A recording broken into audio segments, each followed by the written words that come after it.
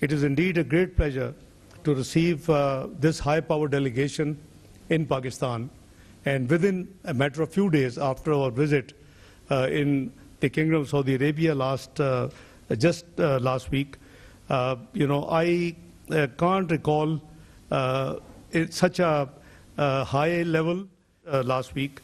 I can't recall such a high level and impressive group of dignitaries visiting from the Kingdom to Pakistan in the last 35 years of my political career. Today we had comprehensive discussions covering various aspects of our multifaceted cooperation. I must say and acknowledge that I am deeply impressed with His Highness' wisdom and his ministerial colleagues' contributions and of the entire Saudi team in our deliberations this morning. We discussed ways and means to transform our fraternal, cordial relations into a mutually beneficial strategic and economic partnership. We greatly appreciate the keen interest of the leadership of Kingdom of Saudi Arabia in enhancing investments in Pakistan. This visit provided the Saudi delegation with the first-hand experience of the Special Investment Facilitation Council, which serves as a one-window platform for the fast-track decision-making and promoting and facilitating foreign direct investments in Pakistan. Using the SIFC platform, Pakistan is committed to strengthening investment processes, updating regulations, and enhancing infrastructure. This commitment aims to foster a flourishing economic environment and establishing Pakistan as a hub for investment and innovation, ready for significant investment inflows in Pakistan from Kingdom and other friendly countries. We are optimistic that the detailed briefings presented to the high-powered Saudi delegation at SIFC today about the extensive investment opportunities in our agriculture, IT, mining, energy, and other sectors have successfully highlighted viable and attractive investment opportunities and options, effectively capturing their interest under the leadership of His Highness, my dear brother, Foreign Minister of the Kingdom of Saudi Arabia. Pakistan is committed to providing Saudi investors full support, relevant safeguards, and conducive environment for investment. Honorable Prime Minister Shehbaz Sharif has directed SIFC and relevant ministries to move forward on investment projects, government to government and business to business engagements as we take steady strides on the journey we have started today in the leadership of His Highness, the Foreign Minister of the Kingdom of Saudi Arabia and his delegation. Let me reiterate my heartfelt gratitude to His Highness and my dear brother, Foreign Minister, and his team for short, but I believe a very productive visit to Pakistan. I thank you all. Bismillah ar-Rahman ar-Rahim. Assalamu alaikum. Your Excellency, my dear brother, thank you very much for your comments and your introduction. Thank you for hosting us here today in the Foreign Ministry. And I would like to express... Thank you very much for your comments and your introduction. Thank you for hosting us here today in the Foreign Ministry.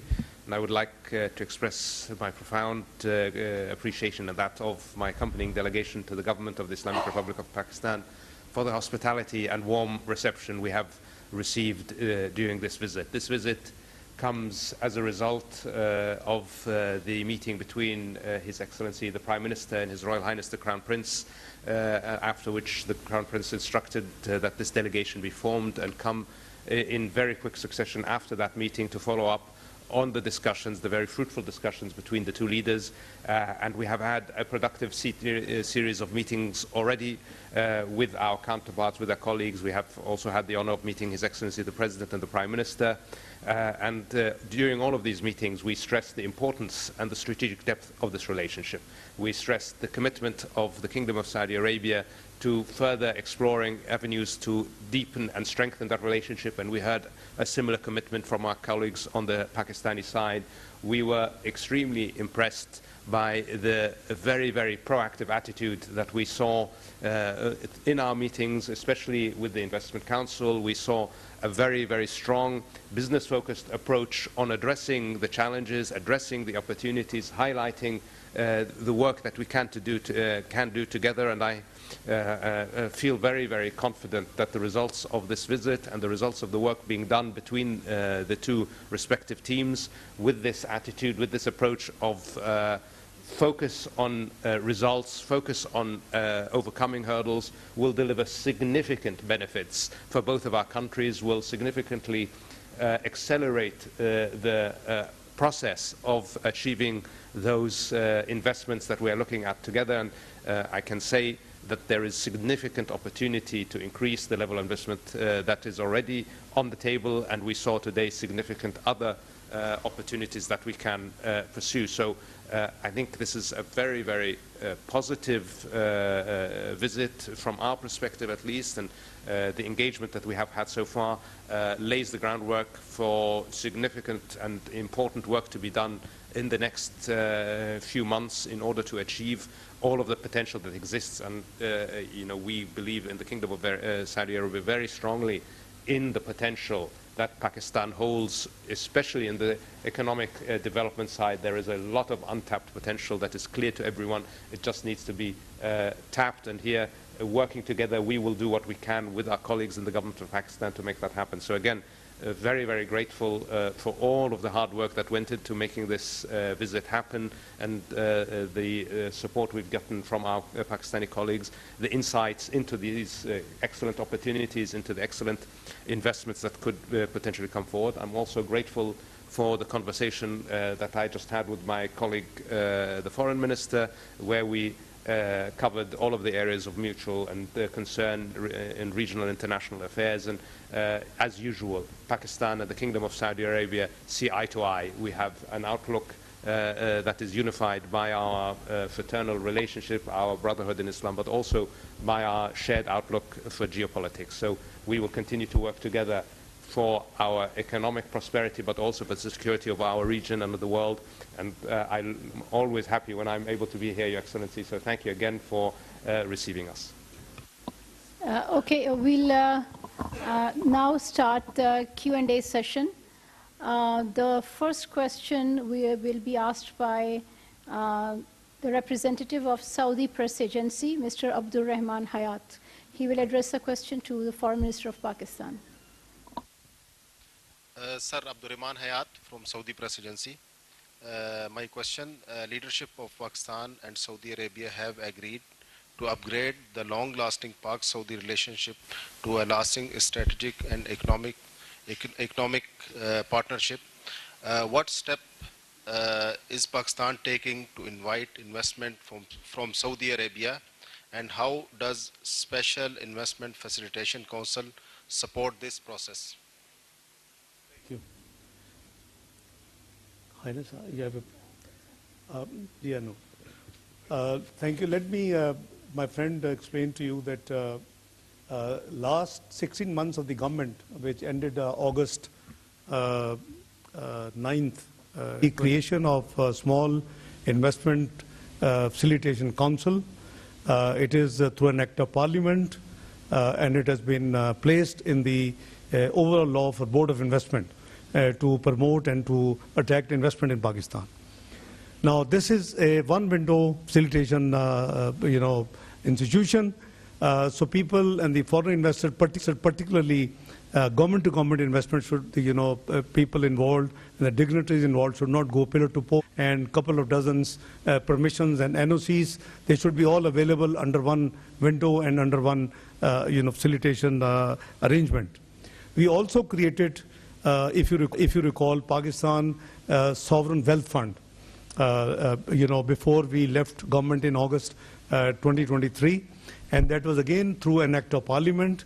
On the law itself, you can see that this Sovereign Wealth Fund has an initial investment portfolio of $9 billion equivalent. It may have been by the boost of the stock change now, it might have added more value, but at the time of launch, it was 2.3 trillion rupees, worth of assets with this. Now we are looking towards expanding through SIFC and using this vehicle. For example, we have very rich history in agriculture. We have a great scope in IT. We have mines and minerals worth of over $10 trillion against Pakistan total debt of 130 billion peanuts of dollars, total national debt and liabilities. So we have to streamline those assets and use this vehicle. So we have different opportunities. It depends on the appetite of the investor. For example, our dear delegation and led by my dear brother, Foreign Minister of Kingdom of Saudi Arabia, we have given a lot of big menu which covers the energy, IT, agriculture, mines and minerals, your hydro dams, your solar, you name it, it's there. So obviously it is there, they would reflect it, they would go through it, they will go back home, they will discuss with the relevant departments, and obviously inshallah we will have. So we have to actually use the SIFC, because your question was SIFC and Saudi Arabia. We have fraternal ties, we have a rich background, we have been seen together on all international forums on the common approach to multilateral at the multilateral forums. So this has already a very rich relationship between the two brotherly countries. Now we are trying to, and with the help of my dear brother, His Highness the Foreign Minister of Kingdom of Saudi Arabia, what we are aiming at, in accordance with the vision of Prime Minister Shahbaz Sharif, to convert this, upscale this relationship and convert it into a viable strategic and economic partnership, so that we both can benefit. So we have about 2.8 million diaspora in Saudi Arabia. They are hosting. I just thank my brother for being a great host, and they are 28% of our Pakistani expats abroad. So we have a huge agenda to work with, and Pakistan has a great potential. I was telling my brother that I'm born optimist, because this country, which was declared macroeconomic unstable country in 2013, turned out to be within 3 to 4 years, 24th global economy of the world, with the prediction by the Pricewaterhouse that it will be part of G20 within the next few years. So this is the potential of Pakistan. We are trying to streamline, and for that we are looking towards experience and the expertise and the support from our very dearly brotherly country and its leadership. Now I will give the floor to Mr. Shaukat Piracha of Aaj News. Thank you very much. Very warm Highness, the Foreign Minister of Kingdom of Saudi Arabia. As Foreign Minister of Pakistan has rightly said that we never seen such a big delegation from Saudi Arabia, and obviously appreciation for His Excellency the Ambassador Nawaf bin Said al-Maliki for his contributions. My question to Honorable Foreign Ministers, both of them, is how Saudi Arabia views the ongoing international efforts for ceasefire in Gaza, and secondly, what are the likely consequences of the recent escalation for the peace and stability of the broader region where we all live? Thank you very much. Thank you very much for your question. And what can I say about Gaza except that the international efforts towards a ceasefire have been wholly insufficient. We are now well beyond 33,000 civilians killed. We are now actively discussing the potential for famine in Gaza. Again, famine.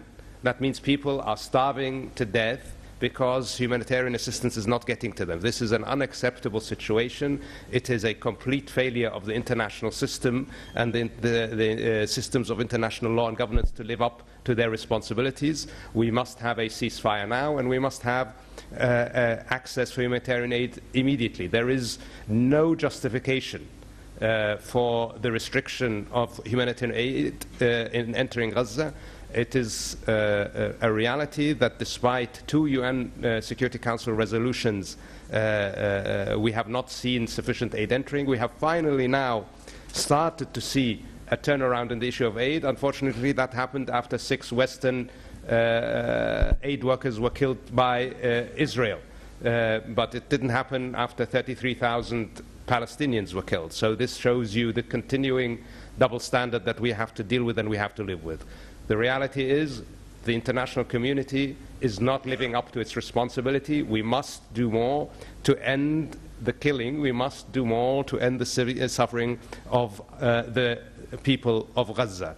And we will continue to call for that, and as we will do that with our partners around the world. Look, we are already in an unstable region. The humanitarian catastrophe in Gaza is already inflaming the region. We do not need more conflict in our region. We do not need more confrontation in our region. So it is our position that de-escalation must be everybody's priority. When there are differences, they should be resolved through dialogue, not through the use of force, and we will do everything we can to push in that direction. Thank you. If, with your permission, my dear brother, if I can add a few words on this issue. It's a very important issue, and Pakistan is deeply concerned over Gaza issue. I share the feelings, the statement of my dear brother, Highness, the Foreign Minister of Kingdom of Saudi Arabia. We have talked about this subject bilaterally, and I think it is a time that this genocide must end, because 33,000 killings of of Muslim brothers and sisters and small innocent children, this is far too much, and the world conscience must wake up.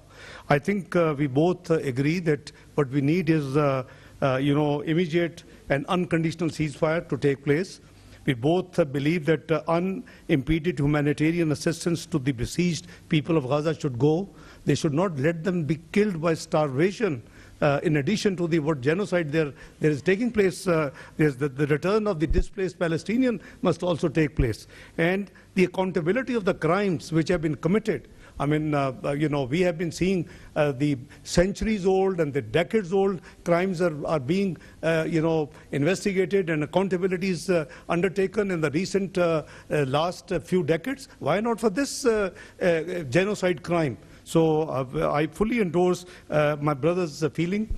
Pakistan is deeply concerned. We believe the perpetual solution to this issue will be when Palestinian state is established according to the 1964 resolution with Al-Quds Sharif with its capital. I think that is what is required. It is good for Israel perhaps also, but I think it is need of the hour, and the world community must wake up. You just heard my brother saying that only 6 killings of the Western people woke them up. And we saw some action being taken place, but for months there was no movement. So I share my brother's feeling, and on behalf of Pakistan, on a personal behalf, that this is something I think the world must act fast and as fast as it can. Thank you. Thank you. I would now ask Mr. Muhammad Ejaz from GNN to pose a question to the Foreign Minister of Pakistan. I would like to ask a question from both the dignitaries here. As you mentioned in your speech earlier about the Pakistani diaspora, I would like to ask the Pakistani diaspora is living in Saudi Arabia for very long, and they are playing a very positive role in the Saudi society and the development. How Pakistani diaspora can play its role in future strengthening the ties between the both countries?